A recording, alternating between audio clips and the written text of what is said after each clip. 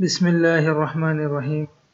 الحمد لله رب العالمين والعاقبة للمتقين والصلاة والسلام على سيد الأنبياء والمرسلين محمد وعلى آله وأصحابه أجمعين. السلام علیکم ورحمۃ اللہ وبرکاتہ. امید کرتا ہوں کہ تمام احباب خیریت سے ہوں گے.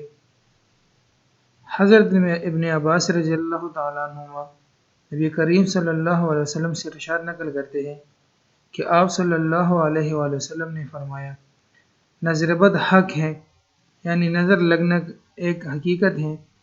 اگر تقدیر پر سبقت لے جانے والی کوئی چیز ہوتی تو وہ نظر ہی ہوتی.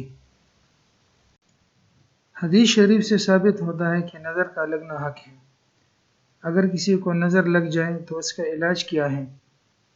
پاک پانی لے کر اس پر یہ آیت 7 مرتبہ پڑھیں اور ہر مرتبہ پڑھ کر دم کرے. مریض کو کہے کہ وہ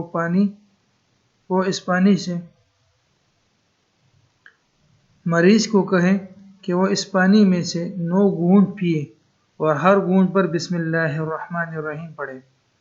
باقی بالٹی یا کسی برتن میں ڈال کر اس میں اور پانی ملا کر پورے جسم پر بہا لے. انشاءاللہ سخت سے سخت نظر دور ہو جائے گی. یہ دم جانوروں پر بھی کیا جا سکتا ہے. انہیں پانی پر دم کر کے پانی پلایا جائے.